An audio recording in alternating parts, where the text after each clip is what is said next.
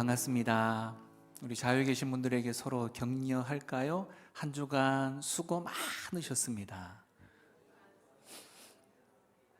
네. 자, 하나님 말씀 같이 한번 볼까요? 네, 길지 않습니다. 한 절만 선택을 했기에 우리 같은 목소리로 한번 읽어봤으면 좋겠네요. 신약성경 고린도전서 15장이라고 하네요. 15장 10절. 고린도전서 15장 10절 한 절의 말씀입니다.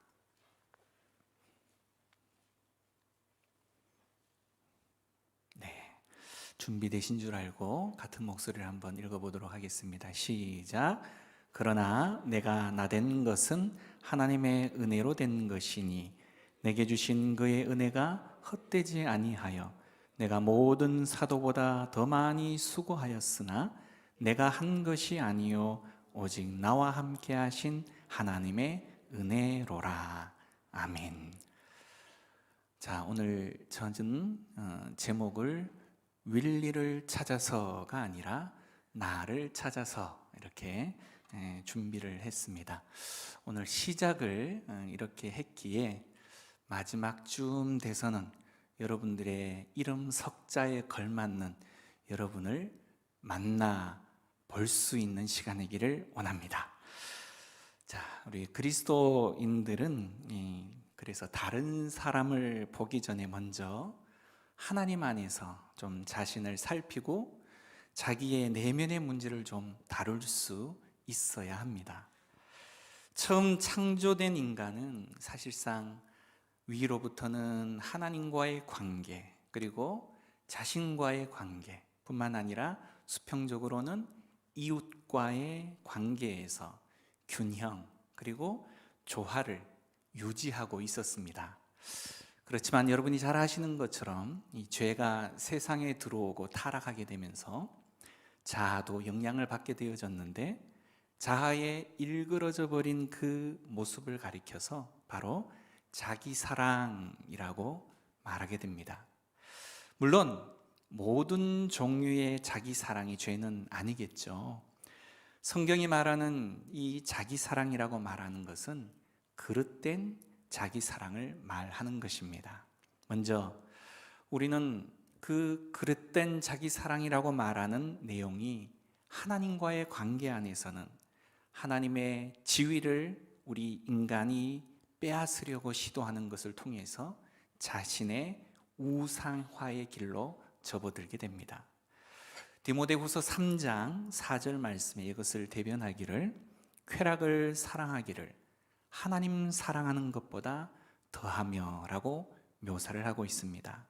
뿐만 아니라 우리는 자신과의 관계 가운데에서도 때로 너무 의무만을 강조한, 여러분 다 아시는 것처럼 금욕주의, 그리고 자기 비하 혹은 자기 학대의 그런 증상을 나타내거나 정반대 극단인 책임을 저버린 쾌락주의, 방종 혹은 자기 만족에 빠져들기도 합니다.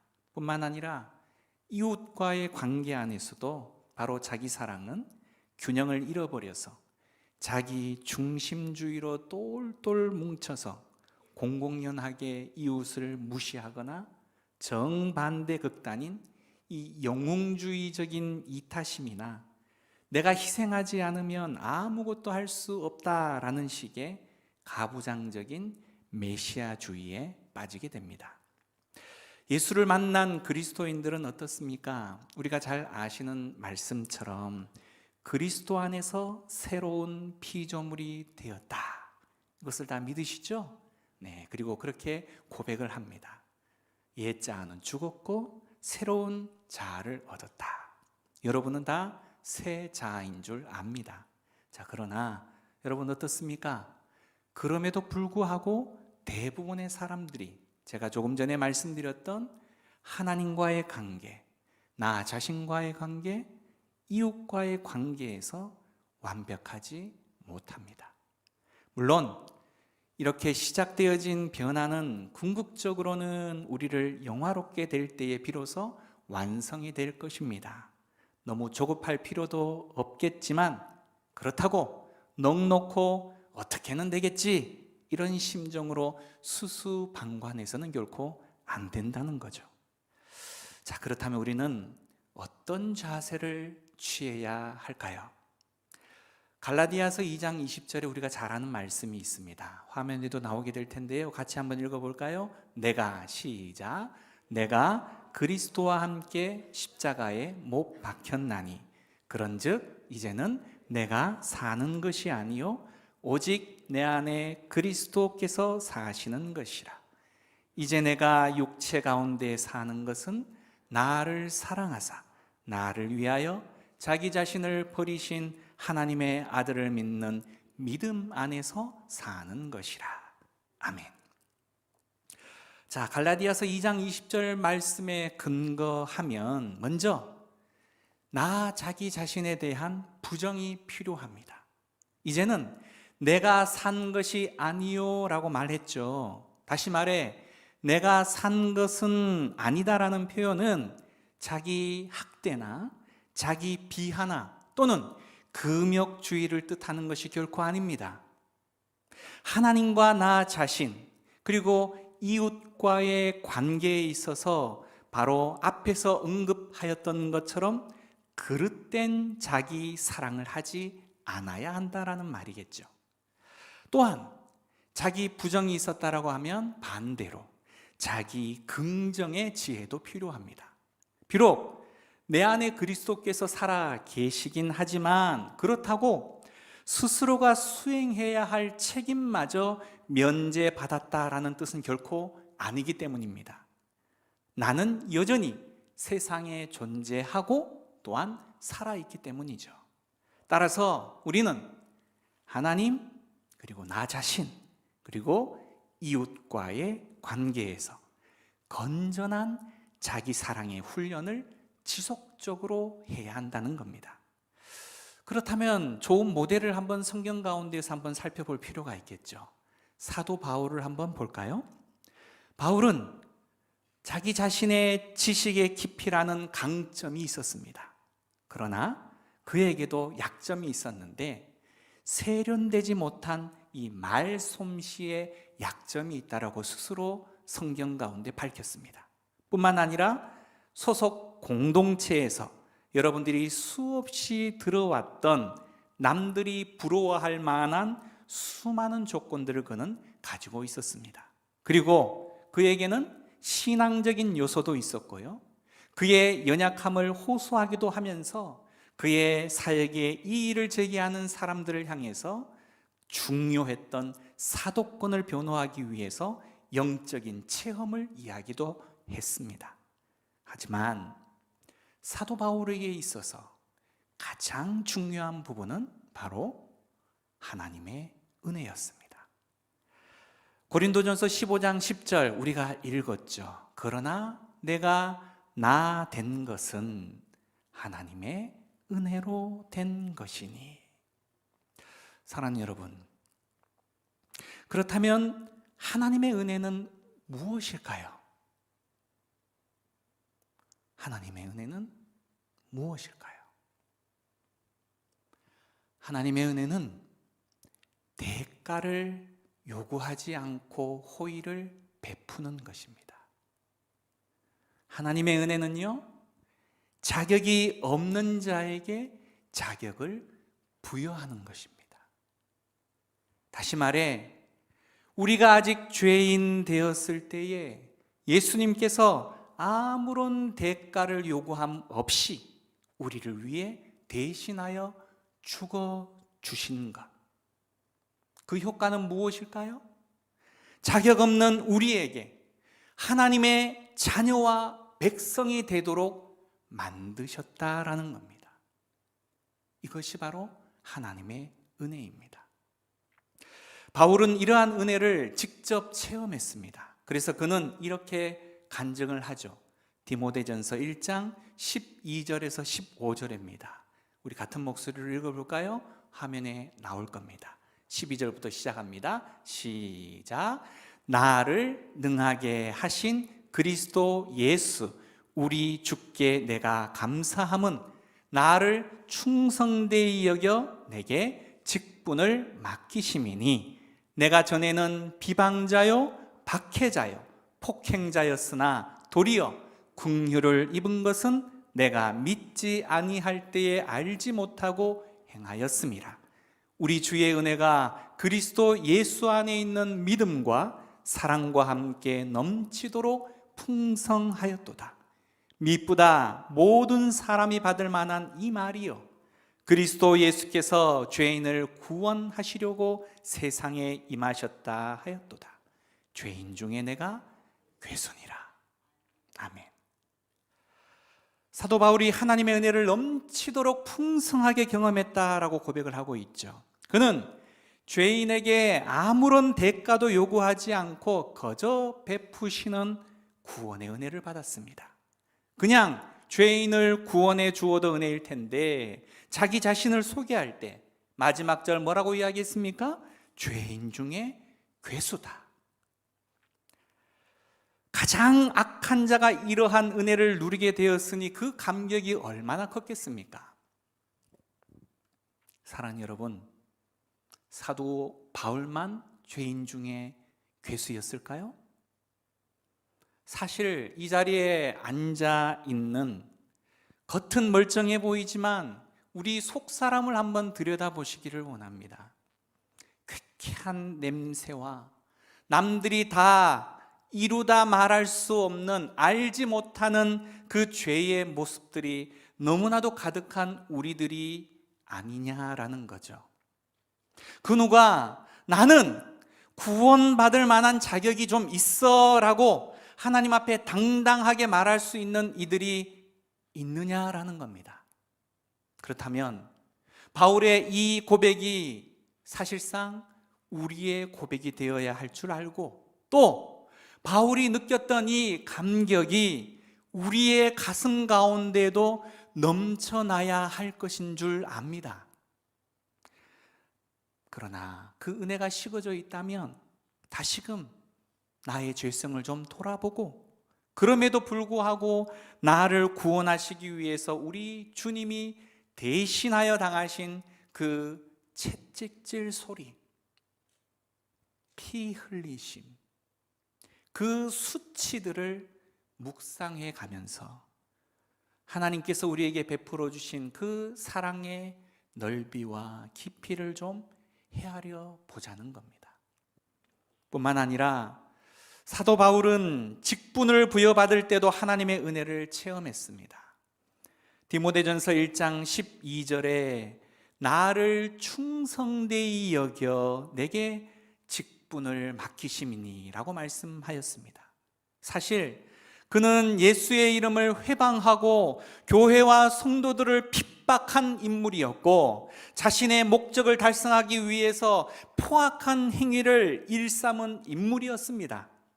하지만 하나님께서 그에게 오히려 이방인의 사도라는 직분을 과감없이 맡기셨다는 겁니다. 어떻게 이런 일이?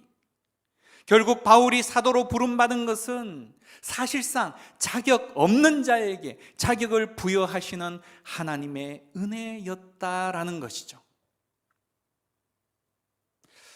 너무 딱딱하게 이야기하는 것 같아서 좀 부끄러운 이야기지만 저의 이야기를 잠시 소개하겠습니다. 고등학교 1학년, 이 가운데 1학년이 있는지 모르겠네요. 자율학습 시간에 한 친구가 저에게 다가와 복음을 전하기 시작을 했습니다. 당시 저는 대여섯 살쯤 성탄절날 곧 다가오죠. 이 초코파이를 얻어먹기 위해서 동네 교회에 나가본 그 경험이 교회와의 인연의 전부였던 상황이었습니다. 집안 형편이 별로 좋지를 못해서 꼭 성공을 해서 집안을 좀 일으키리라, 이런 부담이 청소년 시절 때부터 아주 강하게 다가와서 사실 한가로이 종교 생활이나 권하는 친구가 한심스러웠습니다. 그나마 다른 이들에게 좀 복음을 전했다면 그래도 못 본 채 해주려 했지만, 그 친구는 저에게 직접적으로 다가와서 복음을 전하기에 너무 얄밉고 또 너무 화가 나서 큰 소리로 호통을 치어서 자리로 돌려보냈습니다. 그런데 어찌된 일인지 그 다음 날도 또 그 다음 날도 포기를 모르는지 저에게 와서 교회 이야기를 꺼내더라고요. 몇 번 소리도 쳐보고 너나 잘 믿어 이렇게 이야기도 해봤지만 포기를 하지 않는 그 친구에게 인내심이 바닥이 나기도 하고 뭔가 본때를 보여줘야 할 필요성이 느껴져서 그 일을 발로 차서 교실 바닥에 눕혀버렸습니다. 그래도 좀 화가 식지를 않아서 이 친구만으로 해결될 일이 아닌 것 같아서 그 일을 보낸 교회로 찾아가기로 마음을 먹었습니다. 그리고 그 일을 보낸 목사와 단판을 지어야 되겠다 이런 생각을 하고 그가 나가는 교회로 저녁에 야간 자율학습도 땡땡이를 치고 갔습니다. 그날이 수요일이었습니다. 대대로 내려온 유교 전통과 절이란 절은 다 다녀보았고 한 달에도 수차례 제사상을 차려야 하고 방 한 곳에는 신당을 차려놓고 매일 아침 정한수를 떠다 놓고 손바닥을 비벼가면서 절을 하고 유명한 도사란 도사를 다 불러들여서 집안에서 구판을 벌일 만큼 제가 자란 집안은 우환이 끊이지 않았던 일명 절망적인 집안이었습니다. 그만큼 저는 교회와 기독교 신앙에 대해서 별 친화적이지를 못했다라는 거죠. 이런 자에게 하나님께서는 별로 친하지도 않는 같은 반 이 아이의 포기할 줄 모르는 끈질긴 전도에 열을 받았다라는 거죠. 물론 그 이후의 이야기는 좀 다음 편으로 미루고 신기한 체험을 통해서 만나게 된 예수님으로 인해서 저는 이 자리에 여러분 앞에 서게 되었습니다. 바울만치 스펙타클한 그런 스토리는 아닐지라도 저의 인생에 있어서 바로 사도 바울의 고백은 사실 저의 고백이나 마찬가지입니다. 나의 나된 것은 하나님의 은혜로 된 것이니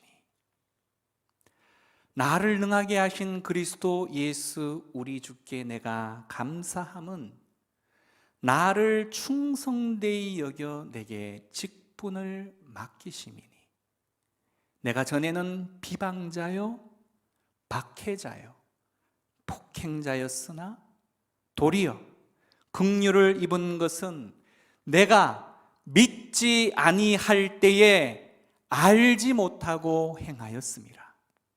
우리 주의 은혜가 그리스도 예수 안에 있는 믿음과 사랑과 함께 넘치도록 풍성하였도다.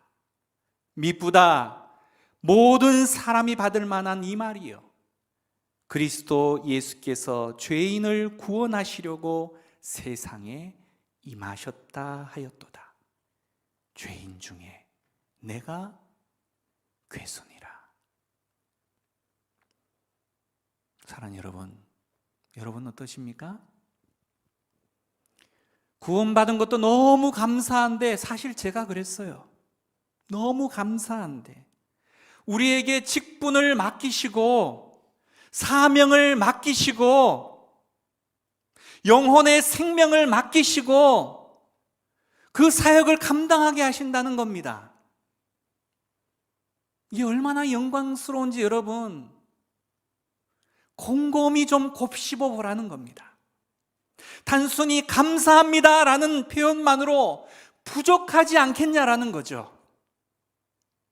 여러분이 곧 죽어가는데 물에 빠져서 도저히 구원함을 받을 수 없는 그런 지경인데 누군가가 여러분을 살려놓고 대신하여 죽었어요.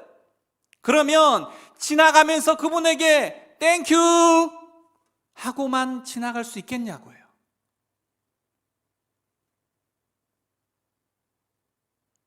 입장을 바꿔놓고 생각해서 여러분 같으면 미련하고 악한 원수와 같은 자를 위해서 내가 가장 사랑하는 차라리 내가 대신하여 죽었으면 죽었지 내가 가장 사랑하는 아들을 내어 주겠냐고요.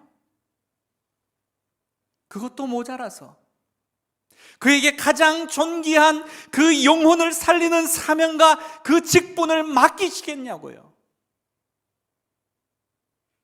우리가 그런 사랑을 입은 자들입니다. 그런 엄청난 은혜를 받은 자들이라니까요. 정말 빠르게 발전해가는 이 시대에 조금이라도 한눈을 팔면 뒤처질 것 같아서 끊임없이 무언가를 손에서 놓지 못하며 불안해하는 우리의 모습 아닙니까? 핸드폰을 그래서 놓지를 못하는 거죠. 끊임없이 뉴스에 갱신, 재갱신. 속보가 없는가? 어떤 새로운 정보가 없는가? 그래서 나는 무엇이 되어야만 하고 무엇을 이루어야만 할 것만 같은 이 쉼이 없는 숨가쁜 일상 가운데에 우리는 너무 지쳐 있지 않나요? 그런데요, 우리 주님은 우리에게 내가 무엇이 되어야 내가 너 사랑할게, 내가 어느 지점에 너가 이르러야 내가 너를 사랑할게, 이렇게 결코 말씀하시지 않는다는 겁니다. 죄인된 그 모습 그 자체라도 우리 주님께서는 과감없이 여러분을 사랑하신다라고 말씀하셔요. 아무것도 이룬 것이 없는데, 너무 연약한데, 너무 갸냘픈 이 우리의 모습 그대로인데 우리 주님은 피 철철 흐르는 상처 많은 연약한 우리를 감싸 안으신대요. 그뿐인 줄 아십니까? 우리에게 영광스러운 하나님의 이 일을 맡겨 주시겠다라고 말씀하시는 거예요. 아니, 이미 맡기셨다라고 말씀하시는 거예요. 그리고 그 일을 감당할 만한 힘도 지혜도 도움의 손길도 허락하시겠다는 말씀이세요. 지금까지 걸어온 길 돌아보면 어떻습니까? 내가 다 한 것처럼 보이지만 그 모든 것 가운데에 하나님이 다 이미 계획하시고 도우셨다라는 사실을 여러분이 안다면 입을 다물지를 못하실 거예요. 그게 바로 우리의 모습입니다. 그게 바로 우리의 가치라니까요. 그게 바로 우리의 정체성입니다. 나의 나된 것은 내가 아니라 뭐라고요? 하나님의 은혜라고요. 나를 찾는 것은 나를 아무리 후벼파봐도 내가 누군지를 알 수가 없어요. 나를 정확하게 알 수 있는 방법은 하나님 안에서 발견하는 거예요. 이러한 은혜가 우리에게 가져다 주는 것은 그렇다면 무엇일까요? 먼저는요, 우리의 인생에서 진정한 만족이 무엇인지를 깨닫게 합니다. 그 감동에 살아가게 만든다는 겁니다. 이러한 상태를 세상에서 이렇게 표현하죠. happiness, 영어 좀 써봤습니다. 행복. 그래서 우리는 하나님 안에서 행복한 사람들입니다.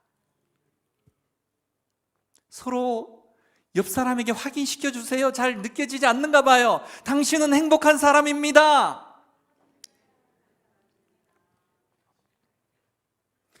무엇을 얼마나 가졌냐가 행복의 양을 정하는 것이 아니래요.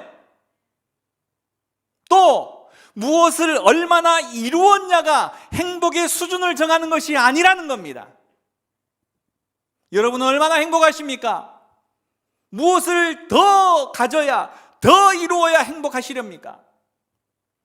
우리 안에 하나님이 이미 살아계시고 그 사랑이 세상에 어떤 것과도 비교할 수 없는 가장 큰 은혜임을 깨달아서 그 감동으로 쉽지 않은 인생의 길을 걸어가기는 하지만 믿음으로 굳게 꿋꿋하게 걸어가는 그 길, 그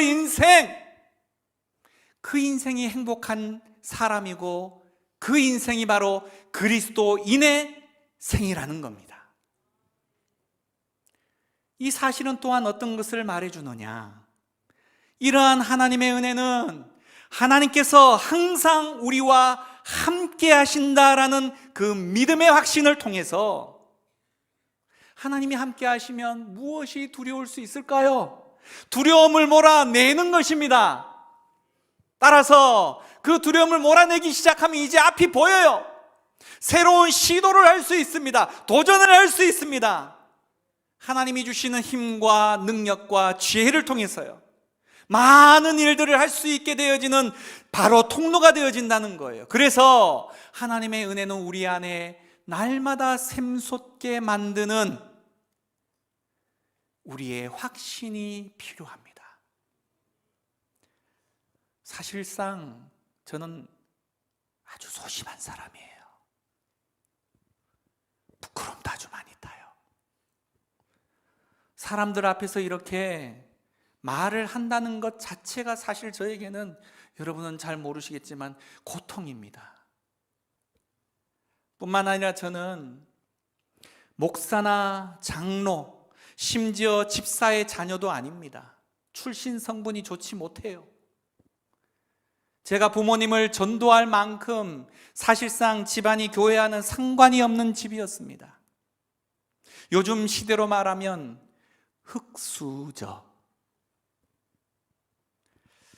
제가 교육 전도사 시절 때 30여 분의 성도들이 함께 신앙하는 개척교회에서 사역을 하고 있을 때에 무엇이 못마땅하셨는지 30대 중반의 담임 강도사님께서 저를 교회 근처 지하 다방으로 부르셨습니다. 다방. 네. 요즘 나오는 다방이 아닙니다. 옛날 다방. 지방에서 알아주는 대학교 출신이었던 그 담임 강도사님께서는 지방 신학대를 다니는 저를 좀 깔보시면서 주제에 잘난 척 한다라는 식으로 마구 인신공격을 하며 저를 나무라셨습니다. 물론 그분이 저를 향한 말은 사실 어느 한 구석도 틀린 부분이 없어서 사실상 부인하기는 어려웠던 부분입니다. 사회적 기준으로는 2류, 3류의 환경이었기 때문입니다. 하지만 저는 그분이 규정하는 기준에 별로 순응하기가 싫었습니다.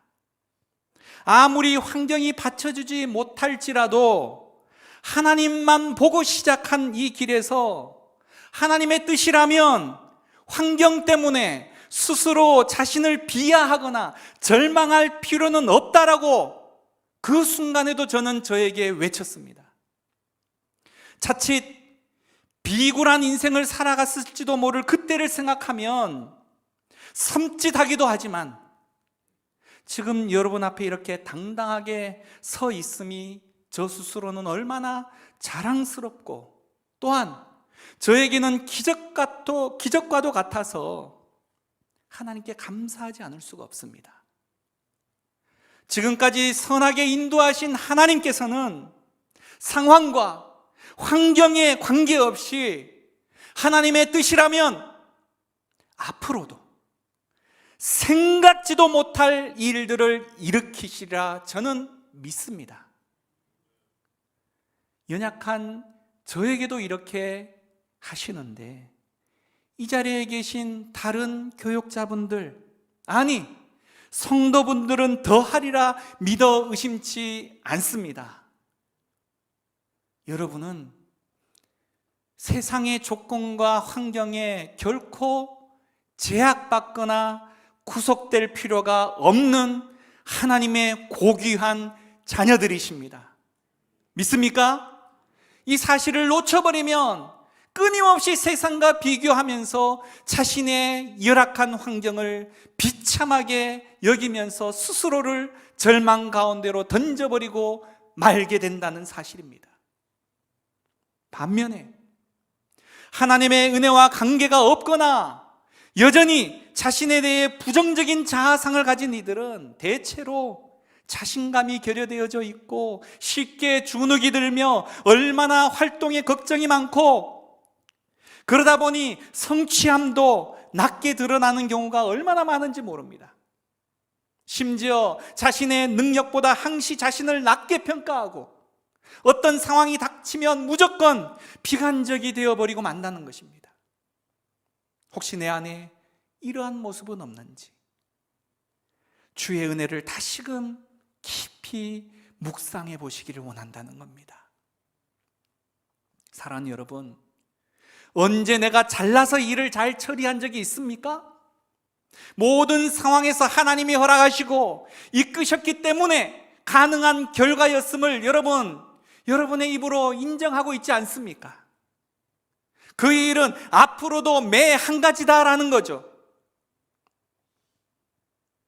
또한 이 하나님의 은혜를 통한 건전한 자아에 대한 상은 타인과의 관계 안에서도 아주 힘있게 작용을 합니다. 원만하고 적극적인 관계를 맺어 나가게 만든다는 거죠.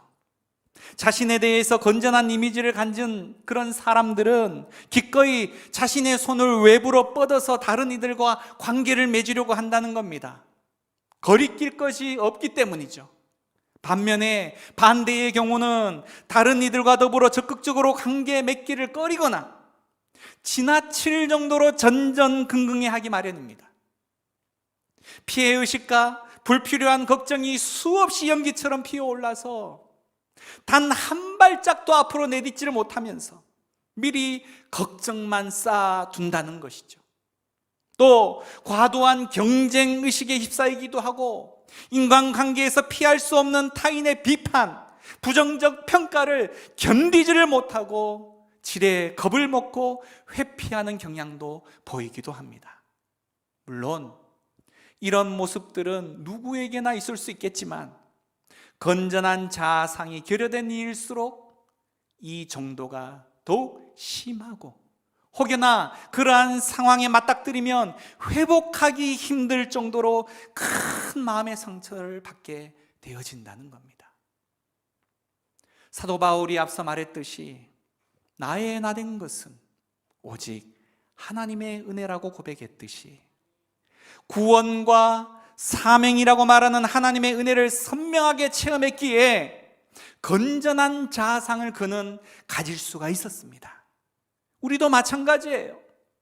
우리의 구원이나 직분적인 사명에서 이 하나님의 은혜를 선명하게 체험하는 정도의 만큼 우리의 자아상 또한 건전하게 온전히 확립할 수 있게 되어진다는 겁니다. 그래서 우리도 바울처럼 나의 나된 것은 하나님의 은혜라고 항상 분명하게 간증할 수 있게 되어진다는 겁니다. 결국 그리스도를 바르게 믿고 쫓을 때에 우리 안에 바르고 건전한 자아상이 수립될 수 있다라는 거죠. 그래서 청소년 시절에 이 사실을 바로 아는 것이 너무너무 중요합니다. 너무너무. 사랑하는 여러분, 저는 오늘 여러분에게 나는 누구인가에 대해서 여쭈었습니다. 너무 정신없는 시대에 살다 보니 나를 잃어버리고 세상이 규정해 주는 대로 세상이 요구하는 모습으로만 살아가려고 나를 잃어버리고 있지는 않습니까? 여러분의 이름 석자는 이 지구상 70억 인구의 그 누구와도 구별되는 그 이름의 석자입니다. 하나님이 구별하여 기억하시고 인생에 있어서 특별한 길로 이끄시고 계신 중에 있다는 사실을 여러분 잊지 말아야 합니다. 남과 비교하려 하거나 그 일로 절망에 빠지는 일에서 여러분 이제 과감히 빠져나와서 하나님이 여러분 각자에게 허락하신 그 사명을 따라서 살아가시는 귀한 인생 되어지시기를 간절히 축원드립니다. 설교 끝. 시간 함께 찬양하시죠. 함께 찬양했던 나는 믿네, 내게 허락하신 시련을 통해서 나의 믿음 더욱 강하게 자라나고 험한 산골짜기 지나는 동안에 주께 더 가까이 나를 이끄시네. 나는 믿네. 주의 능력으로 내 삶 새롭게 될 것을. 함께 찬양합니다.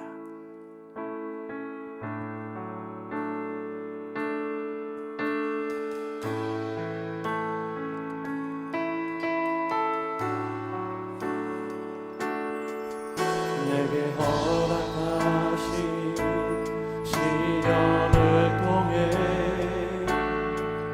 나의 믿음 더욱 강하게 자라나고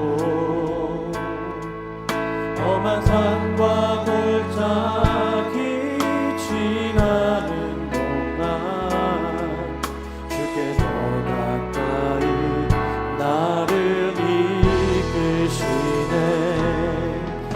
내가 겪는 시험이 어렵고 힘겨워도 내 주님보다 크지 않네. 내 앞에 바다가 갈라지지 않으면 주가 나로 바다 위 걷게 하리. 나는 믿네. 주의 능력으로 내 삶 새롭게 되리. 나는 믿네. 주의 능력으로 담대히 나가리라. 주와 함께 싸워 승리하리라. 날마다 믿음으로 나 살아가리. 처음부터 다시 할 거예요. 내게 허락하신 시련을 통해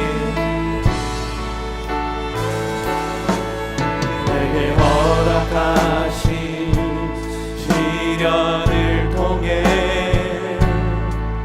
나의 믿음 더욱 강하게 자라나고 험한 산과 골짜기 지나는 동안 주께 더 가까이 나를 이끄시네. 내가 겪는 시험이 어렵고 힘겨워도 내 주님보다 크지 않네. 내 앞에 바다가 갈라지지 않으면 주가 나로 바다 위 걷게 하리. 나는 믿네. 나를 믿네. 주의 능력으로 내 삶 새롭게. 나는 믿네. 나는 믿네. 주의 능력으로 담대히 나가리라. 주와 함께 싸워 승리하리라. 날마다 믿음으로 나 나는 믿네. 주의 능력으로 나는 믿네. 주의 능력으로 내 삶 새롭게 되리. 나는 믿네. 주의 능력으로 담대히 나가리라. 주와 함께 싸워 승리하리라. 날마다 믿음으로 나 살아가리. 오늘 말씀을 통해서 혹여라도 세상 환경과 세상 상황에 따라서 나는 안 돼, 부정적인 이렇듯 자아상으로 우울해하거나 고통하는 내가 있다면 다시 한번 하나님의 은혜를 좀 갈구해보는 이 저녁 되기를 원합니다. 주님께서 이렇듯 연약하고 이렇듯 죄가 많고 이렇듯 남들이 알아주지 않는 나를 위해서 행하신 일들을 좀 깊이 묵상해 보라는 겁니다. 세상은 나를 쳐다보지 않지만, 세상을 나를 따돌리지만, 세상은 나에게 관심조차 두지 않지만, 우리 하나님은 나의 이름 그 석자를 기억해 주셨고, 나의 일상의 모든 순간들을 기억해 주셨고, 그 이름을 불러서 하나밖에 없는 가장 소중한 아들의 생명까지 내어주시며 우리를 구원해 주셨습니다. 구원만 하셨나요? 너무너무 귀한 사명까지 맡겨주셨습니다. 그 은혜를 좀 깊이 묵상하시면서 나를 위해 흘리신 그 피, 나를 위해서 흘리신 그 채찍질과 관련한 그 수치와 관련한 그 사랑의 희생을 이 저녁 깊이 묵상하며 내가 바로 우리 주님의 생명값으로 새롭게 태어난 자임을 여러분 이 저녁 다시 한번 돌아보기를 원합니다. 내가 바로 그런 자입니다. 내가 바로 하나님 앞에 그런 자입니다. 이 시간 모든 세상의 기준을 내려놓고 하나님의 은혜 안에서 나의 나된 것은 하나님의 은혜라고 고백했다. 그 말씀 안에서 여러분을 발견하기를 원합니다. 함께 기도하시죠. 기도합니다. 우리 주는 위대하며 능력이 많으시도다. 그의 지혜 무궁하며 인자는 영원하도다.